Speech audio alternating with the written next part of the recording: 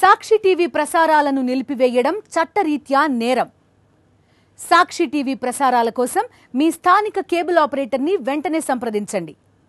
డిటిహెచ్లో, ఇంటర్నెట్లో కూడా సాక్షి టీవీ ప్రసారాలను వీక్షించవచ్చు.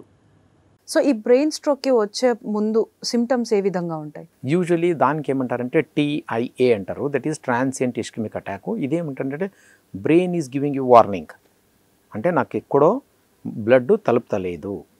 సో దానిలో ఏమవుతుందంటే కొద్ది అబ్స్ట్రక్షన్స్ ఉంటాయి. కామన్ అబ్స్ట్రక్షన్స్ అంటే అక్కడ క్లాటు ఆర్ కొలెస్ట్రాల్ డిపాజిట్ అవుతూ ఉంటుంది.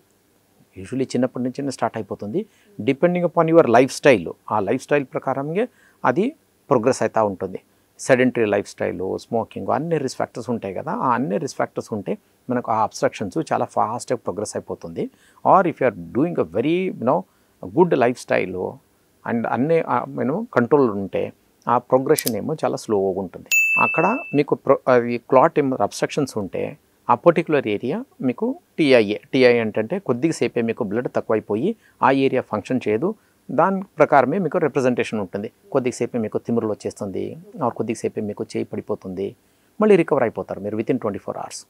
ఆ వితిన్ 24 hours రికవర్ అయిపోయి that is the first warning ఇచ్చేస్తుంది, మీకు జాగ్రత్తగా ఇచ్చేస్తుంది. ఫస్ట్ వార్నింగ్ ఇచ్చేసిన తర్వాత ఇమీడియట్లీ డాక్టర్ కన్సల్ట్ చేసేసి ఎక్కడ బ్లాక్ ఉంది, నాకు ఎట్లా వచ్చింది, నాకు ఎట్లా ఇది పరిహారం ఎట్లా చేయాలి అనుకుని డాక్టర్ అడగాలి. అది దీనిలో డాక్టర్ అన్నీ పర్టికులర్ టెస్ట్ అన్నీ చేసి ఈ టెస్ట్ ఇది చేసేసుకోండి, ఇక్కడ ఈ ప్రాబ్లము ఇది, దీనికి ఈ మెడిసిన్ వాడాలి అనుకుని డాక్టర్ చెప్తారు.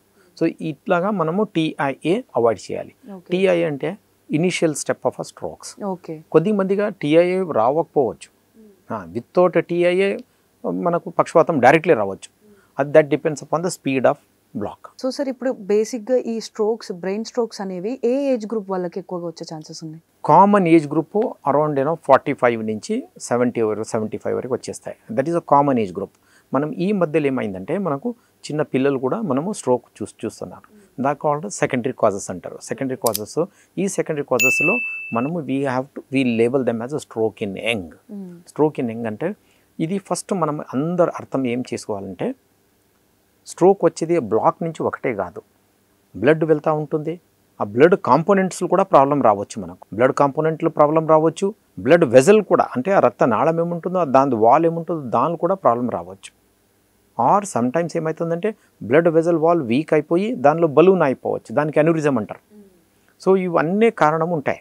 సో ఈ చిన్న పిల్లలు ఏముంటుందో between age of for example very young children some 8 years 6 years అక్కడి నుంచి చూసి till 45 years they're all called secondary. దానికి ఏమో ఒక కారణం ఉంది, రొటీన్ కారణం కాదు. రొటీన్ కారణంలో ఏముంటుంది? Blood pressure, diabetes, cholesterol, smoking, sedentary life style, అంటే ఏం పని చేయకపోతే కూర్చొని పని చేస్తూ ఉంటారు చూడండి. ఎస్పెషలీ డాక్టర్స్ కూడా కూర్చొని పని చేస్తూ ఉంటారు. Doctors, software engineers, table workers. So ఇవన్నీ సెడెంటరీ లైఫ్. దీనిలో యూజువల్ కాజెస్ ఇవి. అన్యూజువల్ కాజెస్లో blood vessel wall defects, blood component defects or vessel wall abnormalities దీని నుంచి కూడా రావచ్చు. అదే ప్రకారమే ఇంకొకటి ఈ ఫీమేల్లో ఏమవుతుందంటే బికాస్ ఆఫ్ మెన్సెస్ ఇర్రెగ్యులారిటీస్ కొద్దిగా ట్యాబ్లెట్స్ వాడుతూ ఉంటారు. మెన్సెస్ పోస్ట్పోన్ చేయడానికి అవుతుంది, ఆర్ మెన్సెస్ అడ్జస్ట్ చేయడానికి, ఆ పీరియడ్స్ అడ్జస్ట్ చేయడానికి ట్యాబ్లెట్స్ వాడతారు. అది హార్మోన్ ట్యాబ్లెట్స్.